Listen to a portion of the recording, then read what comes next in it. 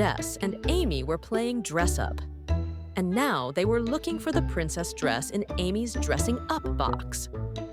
When Amy tried to pull the dress away, Wow, I'll wear this dress. Hey, I saw it first. Jess ran down the stairs. Amy chased right after her. They pulled so hard that the dress ripped.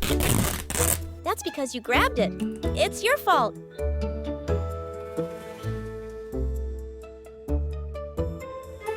Amy's mom walked into the garden and asked what was wrong. Mom looked at the torn dress and was very disappointed. Mom suddenly had a brilliant idea. She immediately left the room and a little later returned with a box full of old clothes. That afternoon, Jess and Amy had great fun transforming Mom's old dresses. There were lots of ribbons and beads.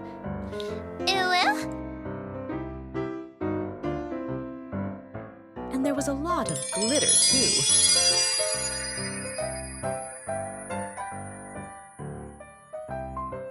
Jess and Amy smiled widely.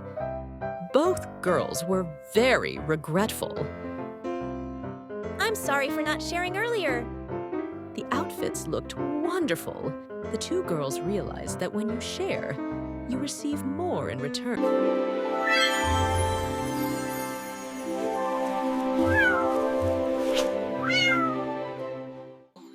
We must conjure the most splendid gold trophies for the competition.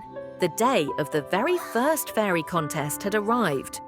Forest Fairy Ella was in charge of making the award cups. What if I can't come up with a beautiful design for the cup? Ella fluttered her wings and flew toward the magical meadow. Rainbow Fairy Lily was practicing for the painting contest. Sorry, Ella, I'm still busy practicing. That's okay. Good luck with your painting. She twirled around as she sprinkled paint onto her artwork. Autumn Fairy Rosa gasped in exhaustion as she replied, I'm sorry, Ella. I have to finish baking for the cake contest. Festival Fairy Jasmine was busy practicing for the music competition. Just then, a small acorn fell. Suddenly, she came up with a brilliant idea. Back at home, Ella got straight to work.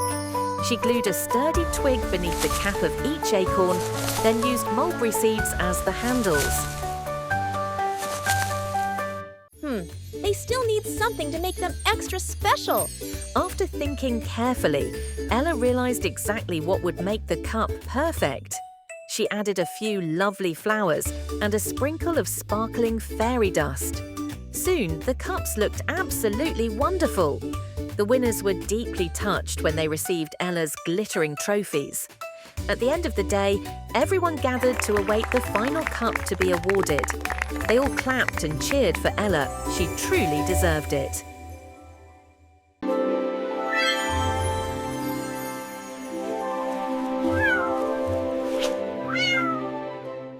Princess Amelia was always well taken care of. All she had to do was ring a bell. Amelia had never once said thank you to those who served her. But everything changed the day her baby sister Alice was born. I can do everything by myself. As she stepped into the bathroom one morning, but she didn't know what to do when soap bubbles flew up into her face. Amelia tried to brush her hair, but the comb got tangled in the sticky mess of toothpaste and wouldn't come out. Her attempt to dress herself didn't go well either. Feeling hungry, the princess decided to make herself a delicious breakfast in the palace kitchen. Miserable, Amelia sat down on the floor and began to sob softly. Then she cried so loudly that everyone came rushing in. Amelia explained everything. The queen said, "You're a big sister now. Little Alice will learn many things from you." Being an independent princess is actually very important.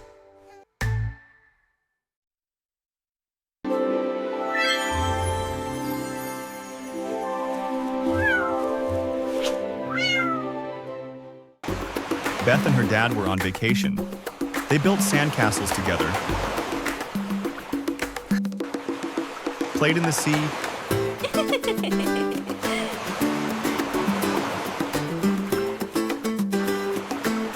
enjoyed delicious ice cream.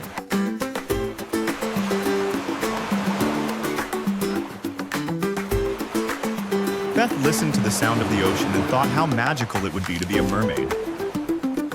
While she was daydreaming, Beth suddenly heard someone calling her name. She quickly sat up, looked toward the rocks, and couldn't believe her eyes. It was a real mermaid. The mermaid handed Beth a beautiful seashell and said, Hold it to your ear and make a wish.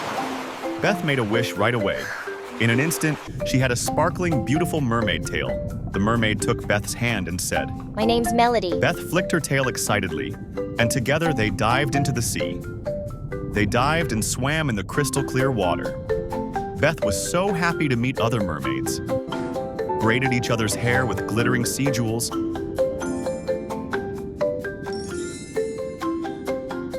and shared delicious ocean candies.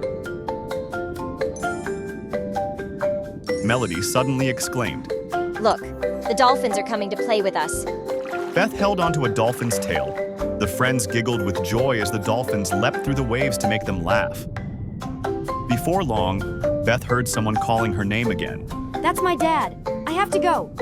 She saw the beautiful seashell nearby, picked it up, and held it to her ear.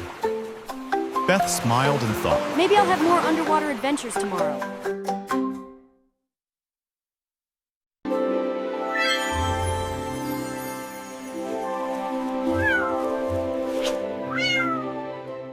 Martha stood in front of the mirror looking at herself. It was almost time for the ballet performance, and the little girl really wanted to look her best. That afternoon, her mother took Martha to class.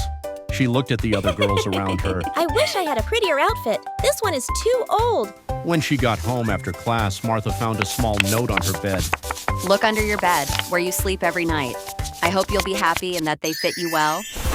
Under the bed, Martha found a pair of lovely ballet shoes with another instruction attached.